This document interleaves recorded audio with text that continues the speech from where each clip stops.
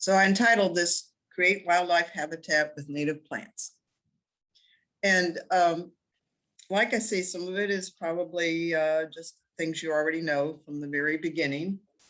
This is kind of a version of saying, build it and they will come, which is true. What we want is to bring nature back into our gardens, back into our properties, because over time, we've done a pretty good job of excluding them by, first of all, removing a lot of native plants in order to develop homes and properties. And then the thing that we did wrong was we didn't put back actually their food supply. Instead, and generally speaking, when we got around to landscaping our properties, we put in things that were pretty and commonly available in the nurseries, and maybe the developer put a few things on your property, but they weren't necessarily native plants. So what it comes down to is basically we've starved or excluded that way many of our natural friends, you know, the local wildlife, and we've taken away their food supplies. So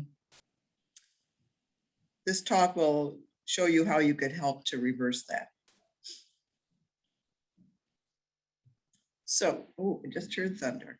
So native plants, just to review for you, are those plants native that are indigenous to a region. So it's been handily described of plants that predate any settlers coming, any European settlers coming to North America. Because when that happened, those people brought with them the plants they knew from elsewhere that they thought they needed and wanted to have there. And then, of course, they cleared land that was forested and did a lot of farming.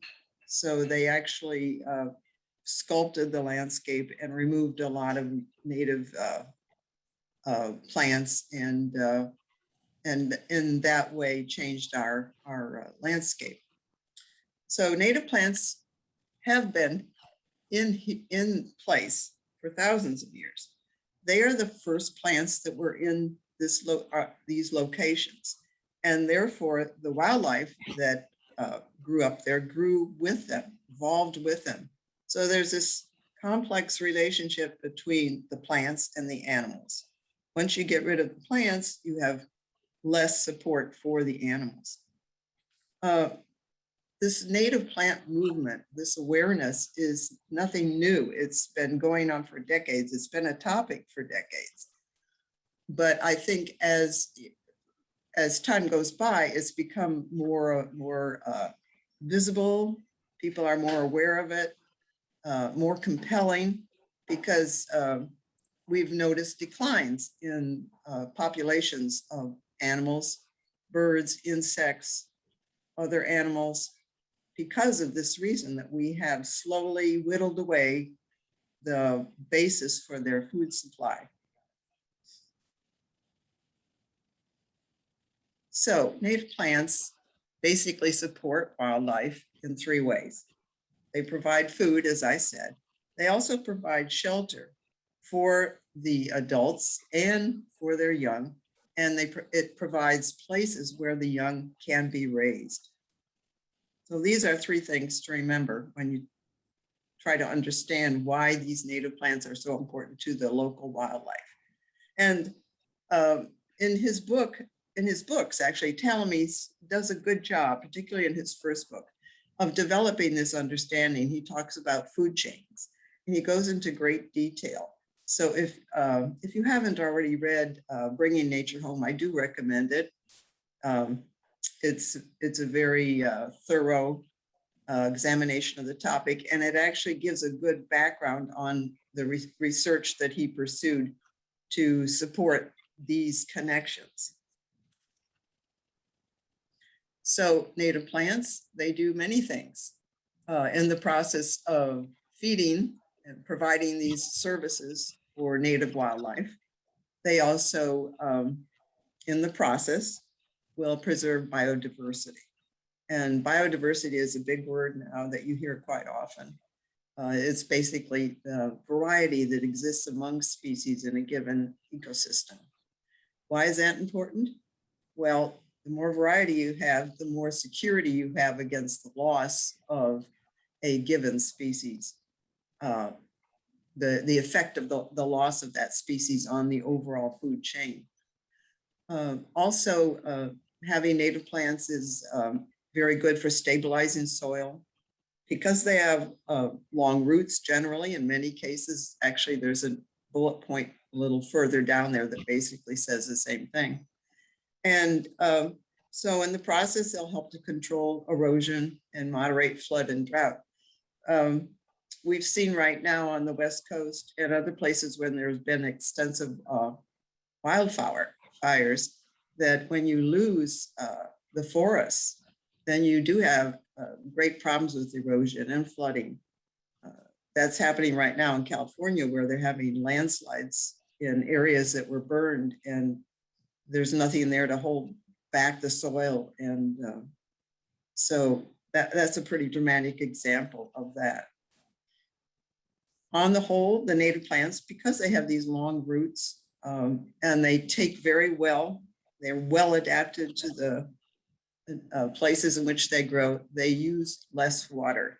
When we first put them in, when we first plant them, of course, they need water to get established, but they are well adapted, and they often, a given native plant, you'll find when you see them described, can do well both in a moist place and a droughty place, in a dry place in the garden, once it's established. Likewise, they require little or no fertilizer.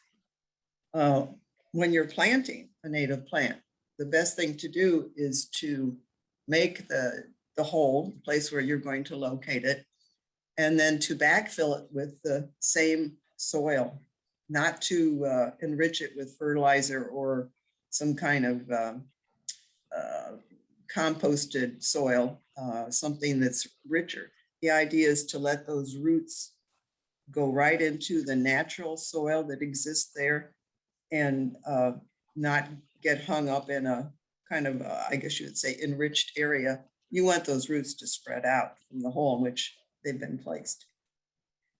So once established, these native plants, because they are so compatible with the place in which they belong, they are low maintenance. They more or less take care of themselves.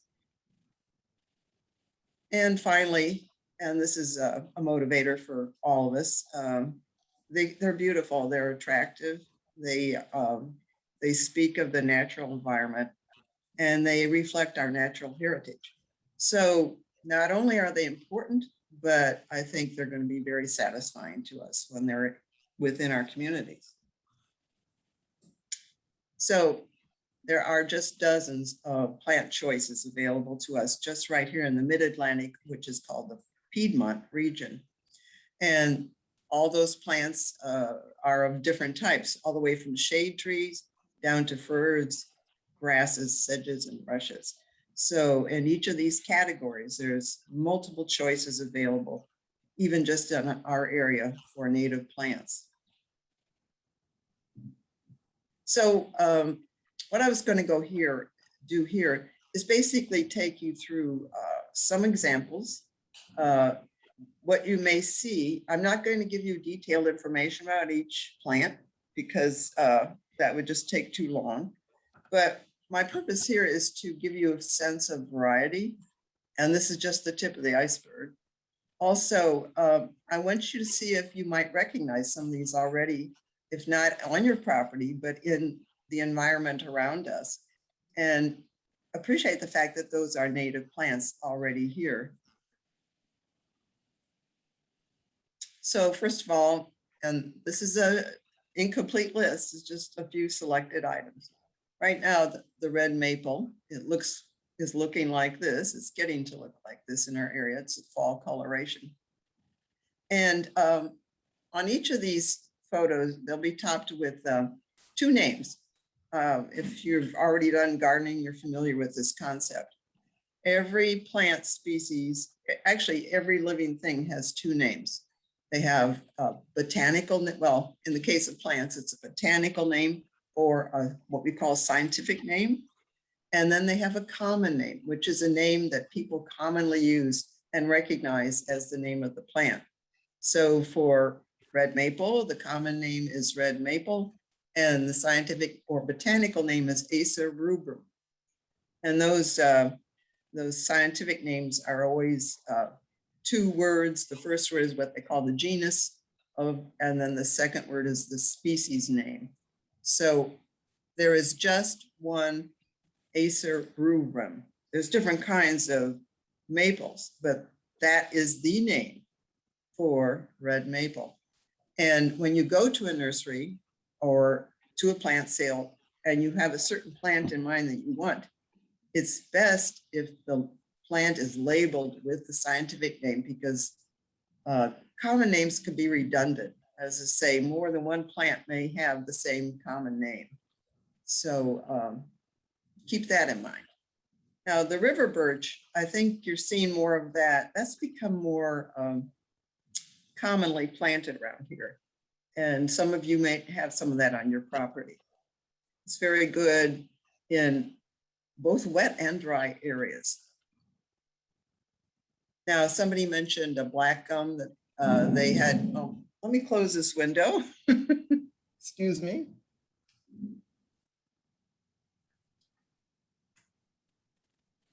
It's ironic that she's talking about, stuff washing away when we're having a gully washer outside. Yeah, but I'm really welcoming this rain. I don't like it coming down all at once, with a lot of force. But right now, I feel that we could use some moisture. So rain isn't necessarily bad. It's the way it arrives and how often. There was a participant here tonight who talked about planting trees in Chester Springs area and having a grandchild with her and the child being excited about it. So this black gum tree, I believe that's what she mentioned, Anissa sylvatica, gets to be an enormous tree and it's very stately. I'm aware of a champion of this tree that is over in Phoenixville near the Pickering Creek area. And they're just a gorgeous tree, but they're big. So you're probably not so likely to put this in your property unless you have space for it, not too close to your house. And it grows over a long, long lifetime. The red oak is starting to turn at this time of year too. These are fall colors. And you can see, you could have a red oak right on your property near your home. And the nice thing about this picture is it shows the form of the tree, that the owners have done a good job not messing with the natural form of the tree. That is the way they grow. Oaks, like I said before, are the keystone species of which Doug Talamy speaks, because they host the greatest number of insect species of any native tree in this area. I think it's like over 400, which is hard to believe, but there's a lot going on in that big tree. Pin oak is another oak that's very popular around here, and you can get good coloration with it in the fall, but mostly our pin oak drops brown leaves, but it can color up. And I included one evergreen here, Eastern Hemlock. You may recognize this as our state tree. Problem with this, unfortunately now, and why I wouldn't necessarily recommend it being planted, although I wouldn't say don't plant it, is that it's been victimized by a pest called the woolly adelgid. And when you plant it, you should be aware of that, and you should also be prepared to monitor it and maybe get some help from an arborist about making sure it stays healthy. But it still is an excellent tree. I didn't have a picture in there, but you may all be familiar with American holly. That is evergreen here in Pennsylvania. Okay, so I'm just just giving you a taste here. I can't be inclusive. It would take us into tomorrow morning. So understory trees, a smaller one. You probably are all familiar with the flowering dogwood, the Cornice, Florida. And there's a lot of these in Valley Forge. There's a lot that have been planted, but it is a local native plant. And in the past, it's had problems with borers, but I think a lot of that is in the past. And we have a beautiful one right in our front yard, which is covered now with red berries. Looks very nice. But there are other dogwoods people aren't so familiar with. And just one of them is the Silky Dogwood, which is it's more shrubby than it is like a tree, but it's a very graceful plant, has nice leaves. And in the spring, you'll see that flower cluster. It's pretty brief. It's 2 to 3 weeks, and then you have foliage for the rest of the year. But it's just a very nice understory planting, and I would recommend this. Now, another one that you'll see in Pennsylvania quite a bit, and you may be familiar with this more or in the Lancaster area, is the serviceberry, Melanchia arborea. And in the spring, it's spectacular. And then after it flowers, it sets a fruit, which they call the serviceberry, which is about the size of a cherry, and birds love it. So people who grow this tree in order to have service berries and make them in pies have to kind of battle with the birds. So I guess they have several of these so that they'll have a chance of getting some, but it's a very nice understory tree. And on the right, I know people who have extensive plantings of Lindera, which is a host plant for the spicebush swallowtail butterfly. And in this picture you're looking around, it's the golden plant. It is dark green through most of the season. In the spring, before anything is visible, because it's deciduous, you'll find tiny yellow flowers on the leaf axils. And so that's when its flower is insignificant almost, but it actually can be seen in the landscape at that time in March, because there's not that much going on trees at that time. And you can see how pretty it is in a fall landscape when there's different colors going on. So the drawback here, although it isn't really a drawback, is that there's a male and a female. So it's called dioecious. So you have to have both a male and a female plant to get the berries. It does produce red berries, and the birds love those. Very common, I think, now is the Winterberry, Ilex Artisalata. And it's easy to grow. It does well in areas that are damp. And this time of year, it's covered with red berries that will persist after the leaves fall. The leaves will turn yellow and drop, and then there'll be berries. And you may realize when you go to a nursery or whatever, you'll see sprigs of branches with red berries on them. That's probably a Winterberry that has been cut for sale, especially at Christmas time. The birds love these berries, and they'll strip them all off before winter's over, sometimes very early in the winter. But it's a very good bird food. There are some modern day developments of it, which we call cultivars. They're selections from the straight species. By the way, these are all straight species, which means they haven't been selected in any way. They haven't been hybridized. This is the way they are in nature. But nature will throw some changes. And when those appear, then people who are in horticultural business notice that, and they select them out and they grow them up and they put them in the trade. And they often give them names like people names. But the straight species is fine to grow. And some of these other cultivars, they actually have larger berries or they might have orange berries. So there's a lot of variety out there. This is another case of a dioecious plant where you need both the male and the female on the property in order to get fertilization and the fruit. But if you've got the male anywhere on your property, it's sufficient. On the right, this is an interesting plant. It grows, it colonizes, basically. It's long spreading branches, and it basically forms a kind of an open thicket. So it's really good in the back of a property as a screen. The leaves are handsome.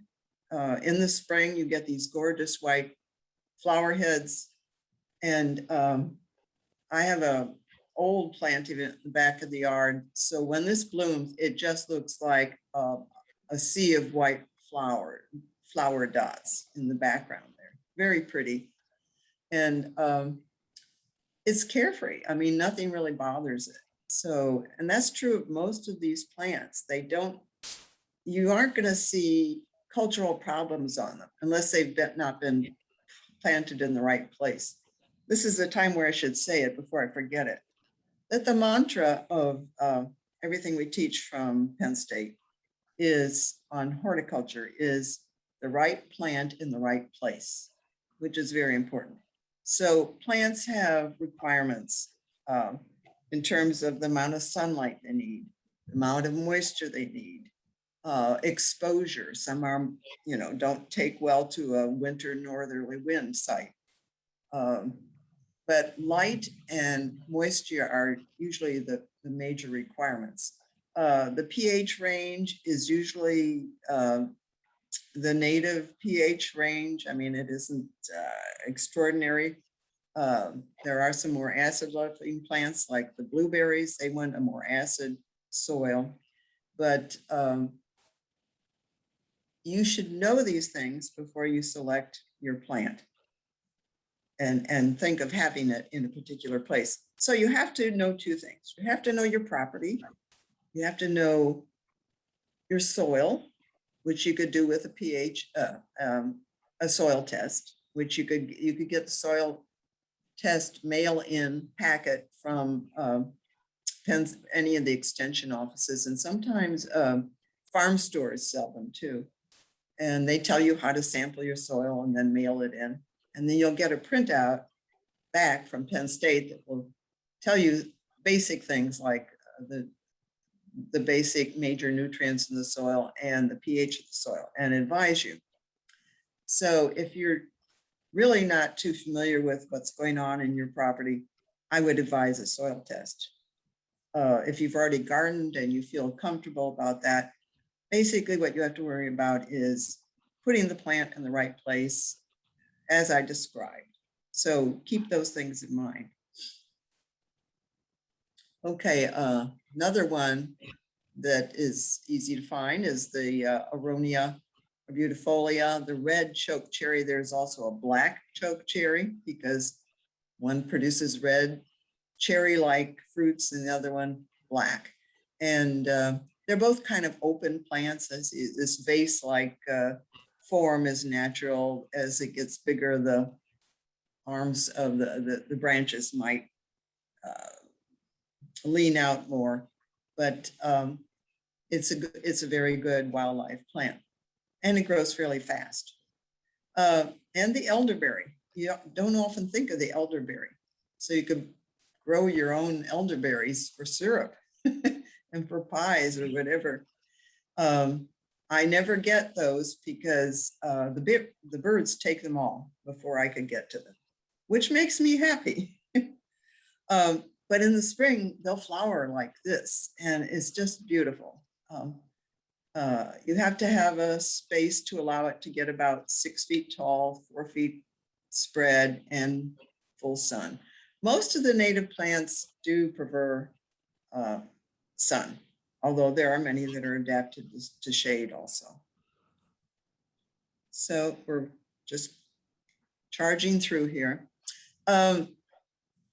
The coral honeysuckles are different from the Asian honeysuckle that may be you may have seen disturbing the environment. Those are introductions that have become invasive. This is a native honeysuckle, Lonicera sempervivens. And there are several cultivars that have been developed, but one has a yellow flower, one has more of a coral, more of an orangey color, and one is more red than another.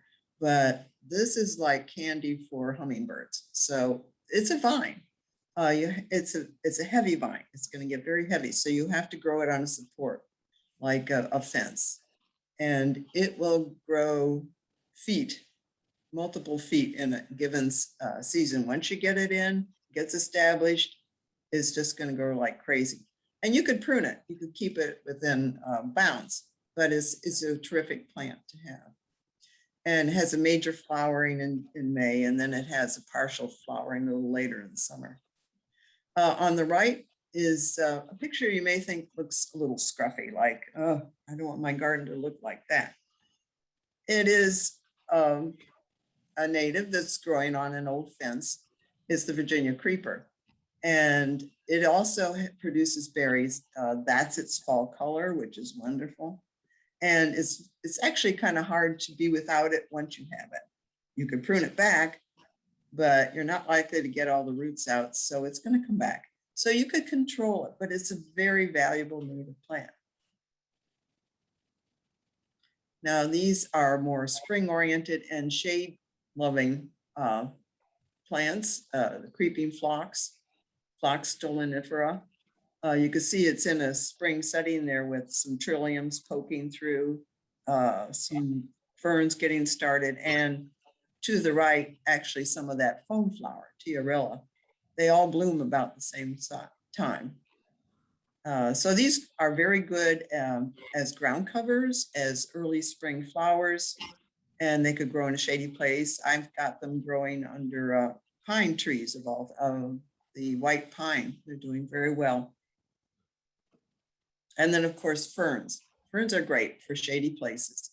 And there's variety in ferns. People say, oh, ferns, but there is variety. There's different shades of green. There's different types of fronds. Once you get to know ferns better, you'll appreciate that. And they just make an area look cool and pretty. The Christmas fern on the right, you may be familiar with that. That's very, very well known. So these are herbaceous perennials, which means they're going to die down after frost to the root system. They'll disappear basically, but these are natives. And one of my favorite is the wild Columbine. There are a lot of Columbine hybrids and even a cultivar or two. I think the straight species is fine. It gets 1 to 2 feet tall, and you can see it could just be loaded with flowers. And believe it or not, this is actually hummingbird attractor. You may think, how does the hummingbird, they actually hover in front of it and they put their beak up, but it's one of the earliest nectar sources for hummingbirds, the ruby-throated hummingbird here. And Jack in the Pulpit, I'm not sure exactly who that hosts. It may be more insects, but it's just a really neat plant to have in your garden. It's a very dramatic plant. And the Solomon seal, there's different Solomon seal. This is a native, very common. You'll see the variegated form in the industry, and that actually is European. So this would be the native. And sometimes it's called Polygonatum Virginia. So it has multiple synonyms, actually. You'll find that out when you go studying it some more. It's a spring flower. And then the bee balm, that would be another wonderful hummingbird attractor, which will take you in through June. And depending on where it's growing, it could just flower mostly through the summer if it gets enough moisture. Blue vervain, nice blue color to have. And here's my third recommendation for hummingbirds, cardinal flower, which will grow in full sun. Probably flowers best there. but it will grow in part shade, and hummingbirds love this. Okay, tick seed. These are, both of these are full sun, hot, maybe even dry places. So if that's what you're dealing with, either one of these would be fine. Coreopsis, Artisalata. And what you're looking at there on the right is actually the black-eyed Susan, but it's also traditionally called the orange coneflower. I don't know why, but you may see it listed that way. And they're repeat bloomers, so they're nice plants to have.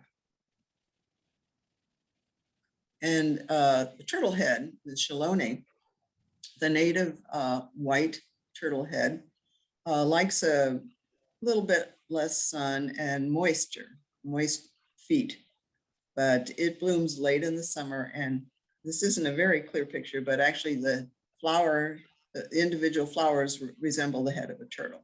That's how it got its name. And on the right, the native Heuchera or coral bell is also called alum root. And I like this picture because it shows it growing on a rocky slope. And I've seen it growing just like this along the Perkiomen Trail at the lower Perkiomen Park as you walk along a shale cliff, basically. If you can see above those maple leaf shaped leaves, which are the Heuchera, there's tall stalks with tiny white flowers on them. Those are the flowers. So believe it or not, they will host pollinators, bees, possibly even a hummingbird if it works that hard on something like that. But they like part shade, rocky outcropping where there's moisture dripping out, very scenic. And then back to more sunny setting, the Joe Pieweed, taller plant, beautiful flowers, summer into fall. Now those flowers have turned brown. And the swamp milkweed, there's many milkweeds. This is Asclepias incarnata. This one prefers a more damp setting. And as you know, it's the milkweeds host the monarch butterfly. The monarch butterfly is kind of the poster child for the fact that we should appreciate that, as Ptolemy says, the majority of insects here actually are what they call specialists, which means they just go to certain plants. They're not opportunists. So that's even more reason why some of these plants need to be in the environment, because if they're not there, that insect isn't going to be able to reproduce. Like I said, there's other milkweeds that are commonly used, like the orange, the butterfly weed, it's called, unfortunately, but it's a beautiful plant. And you'll see when the time comes, the butterfly lays its eggs on that plant, and you'll see them covered with the caterpillars feeding and growing. So any of the milkweeds would suffice. Right now, you may be noticing in your environment the white wood aster. I never planted this, it was here. It will arrive. It's very typical of this area.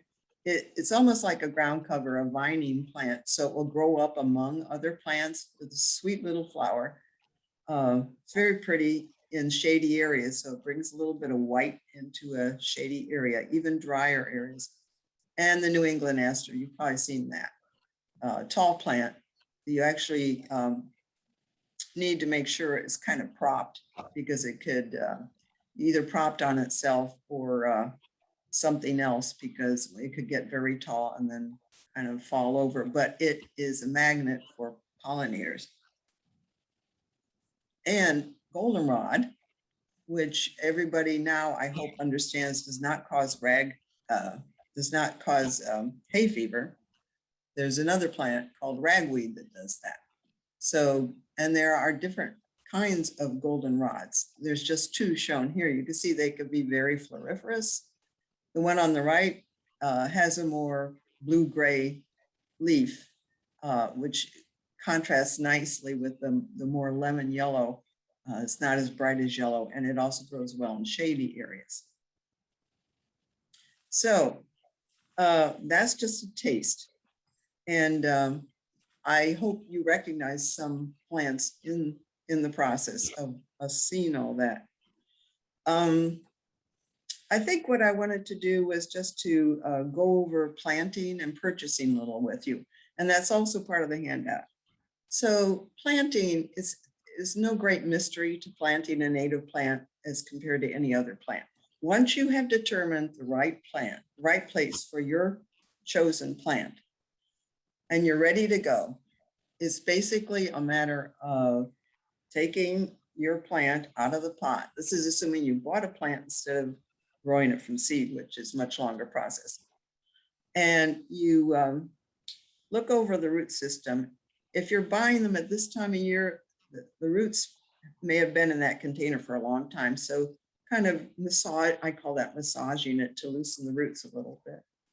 And the hole that you have prepared is about double the diameter of the pot that the plant was in. So it's a wider hole, but it's no deeper than the container that the plant was growing in. Because if you plant too deep, it's going to subside. So it's more a matter of width and keeping it at the same level. The crown, the crown of the root ball should be right at the soil level. So you just put it in there. You put in a little bit of use that backfill soil, not any enriched soil. Put that in there, water it a little bit, then put all the soil in and water it. And you could put a light mulch around it, but don't ever pile mulch up against the stem of a plant. Keep it around that area, that planting area. You could use shredded leaves, you could use shredded bark, you could even use compost as a mulch, and you don't need more than 2 inches. Don't go crazy with the mulch. So this may be redundant for some people who've already done a lot of gardening and they're familiar with these things. What else can I tell you? Oh, maintenance. You'll have to water it frequently when it's new. I would say check the soil. If it feels dry, put your finger in the soil near the root ball. If it's dry, 1 inch deep, it's time to give it some more water. You don't want to saturate it to the point that the roots can't breathe, but you want to make sure that it doesn't dry out completely. And if the weather cooperates, sometimes nature just takes care of that for you. And the first 2 years of the plant, you should check it out for those same things, for moisture. And there's no need to use fertilizer. If you feel you must do something, compost itself is a fertilizer, and you could put fertilizer around the base of the plant in the spring, in the fall. The other thing, just yesterday at my own church, somebody asked me about native plants, and they said, I have a question. This person said, do I have to take out all the plants I have and just put in all native plants? And I said, no. The idea is to begin to put them in. A garden which is a mixture of native and non-native plants is fine, as long as you put things in places that are compatible. But this isn't an attempt to wipe the slate clean and start all over again.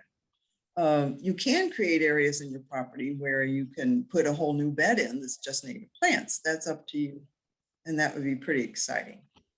The other thing I want to say about planting is that this is a good time. That seems counterintuitive to some people because they just feel that the growing season is over. Well, partly it's over.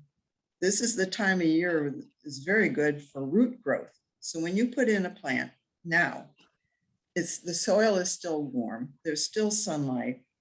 There's moisture. Make sure there's moisture. And it gives the plant to adapt from a transplant shock and to begin to grow some roots before the ground freezes or it gets too cold. It really doesn't need to be growing and taking in a solar energy at this point. What it really needs is for those roots to get established.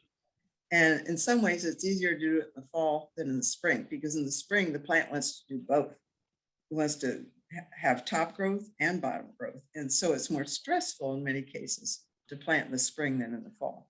So you'll hear people say, plant in the fall. It's a great time. The temperatures are cooler. It's a very friendly time to plant perennials.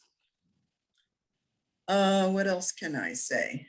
Leslie, I'll tell you what, we only have 10 minutes left. Okay. So I would just want to open up to questions. I would love to leave some time for questions. Do you have any one last thing that you want to say? Thank you for saying that you don't have to dig out your whole garden. Yes, yes. I mean, that's the sort of question I'd like to answer. I have two things to say. One is, don't forget that one member of our native wildlife here is the white-tailed deer. And there are plants that they eat the native plants of the area. They exist together.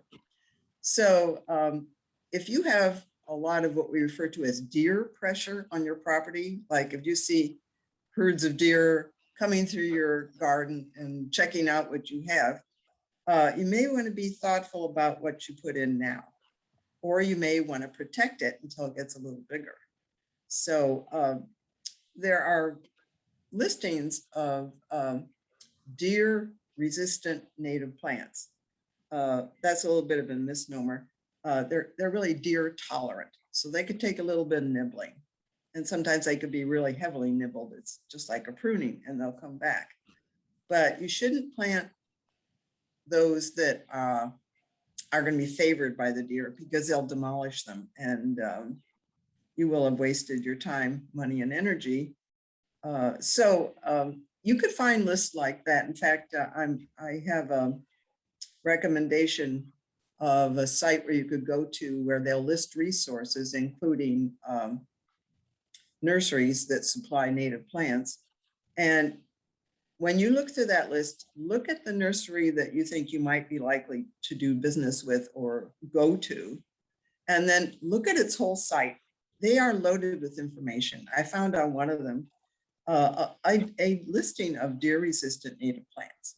So that's good that you don't go ahead and stumble right away, with something that's just going to feed the deer, kind of like a hosta. So that's one thing I want you to remember. And the other thing is that there are invasive plants that's a whole new topic, different topic, but there are native alternatives for all the major invasive plants. If you want to take some of these out at the same time you're redoing things in your garden, there are also resources that could recommend to you which native plants make good alternatives. There's a lot to learn here. I think you're going to have a good time. And I would suggest maybe you talk to each other as you go through this experience and compare what's happening. You could be supportive of one another and learn from each other. So I'll leave it there. Thank you, Leslie. And I will share her resource list. So Jerry asked, and Joy, I see your hand is up too. Leslie, if you could stop your share, that way we can see more faces. Okay. So Jerry asked, do you have sources for understory plants? Are they gonna, and then Brenda Grove listed a native plant list from wildflower.org. There are tons of plant lists. I think the major reference that you're going to see on my list, because there's so many that I selected, was the Pennsylvania Native Plant Society, and they have lists there. There's lists and articles. And I also am promoting horticultural articles on the Extension Network, the Penn State University Extension websites. It's not hard to find plant lists. And in fact, if you go to some of these nurseries, they break down the plants according to those categories: trees, understory trees, shrubs, herbaceous perennials, vines, whatever. That information is not hard to find. Okay, great. Thanks. Leslie, or Jerry, does that answer your question? Thank you so much. Yes, that does. Great. Good. Joy? Hi, so, you know, I'm fairly new to this topic although I'm a gardener. And I guess my question is, I'm, you know, not really struggling, but trying to find the connections between, you know, planting native plants and how that either is good for the climate, if there is a connection, those types of things. Once again, I would recommend Doug Tallamy's books. Also, when you start to read more closely about native plants, I think you'll find some of these answers. The most obvious one of all is plants sequester carbon. So they take carbon dioxide and they turn it into chlorophyll and sugars. And we'd be in a bad way if we didn't have plants to do that.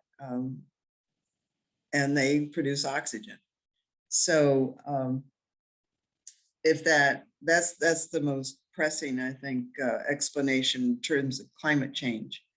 There's also just the food chain argument that, you know, if we lose a whole bunch of species because we're not supporting the natural species that exist, then we're going to be rocking the food chain, so to speak, and it's going to be bad news. So there's a lot of things going on here. It's a big topic, and I appreciate your question. In the back of his books, at least his first two books, Tallamy does a very interesting thing. He has a place where he lists the questions that he's received when he's given talks, and they're usually questions like that. Sometimes they're, you know, pretty challenging questions, and he responds to every one of them. So I would recommend, you know, your library has copies of his books, and I recommend going to some of that. But I think the more you read, the more this will be answered for you. And so Leslie and I talked about this a little bit. Doug Tallamy spoke at Bryn Mawr Pres years ago. And the one thing that he said that was so striking to me, so Leslie talked about the fact that oak trees are a native habitat for up to 500 different varieties of bugs. And it has to do with the way their mouths are shaped so that they can eat the leaves and whatever they need from these oak trees. If you put in an ornamental tree, like, Leslie, help me with the name of an ornamental tree that are in so many developments. They have Japanese maple. Okay, Japanese maple. So maybe there are 10 or 20 varieties of bugs on that compared to 500 in a native tree. Mm-hmm. And so the bugs feed the bigger bugs, feed the birds, feed the animals. And so it becomes this whole chain. And understanding that for me, and that is in this book that Leslie recommended. What is it? Something nature? What? Bringing Nature Home. That was his first book. And it's interesting because, like I say, he's an entomologist. And he got interested in this. And he with his graduate students, did all that research of finding out how many insects were supported by given plants. And that was all based on research they did. And he was able to arrive at these realizations. It was just so compelling. You know, it's a fantastic book. If you've ever heard him speak, by the way, he has his own website, and I think you can hear him speak on his own website. But if you ever have the chance to hear him speak, I highly recommend it. He's got all this stuff. He's internalized it entirely. He doesn't look at notes. And you'll learn about insects too. You'll learn about insects that are out there and you're not even seeing them, but they're out there, which is pretty exciting. The first book, Bringing Nature Home, actually is like a primer on entomology or identification of insects. where he talks about different families of insects, and he shows you beautiful color pictures of both the adult and the caterpillar stages or the earlier stages. You can learn a lot during the winter sitting and reading these books, and it'd be great to teach them to your children or grandchildren too, because kids love bugs, you know. But it's a very compelling argument that he presents. And then in the second book, what he's doing is trying to convince you to be like a mini national park. So he points out how much of the conserved land in the country is in our national parks. You know, you can't go there supposedly, and get rid of things. But he says we need to make these plantings so that we could create corridors for plants, for insects and animals to travel from one place to another, since now the land is such a patchwork. And in so doing, create our own mini national park. He is really good with words. So I think when you start to read, you'll be schooled, and you'll also be very interested in what he has to say. Thanks, Leslie. So Joy mentioned Ecologies is a great card game about food webs of different habitats. And then here's our last question for you, Leslie. The Roses asked, can you plant natives in Pachysandra, or will it take over the plant?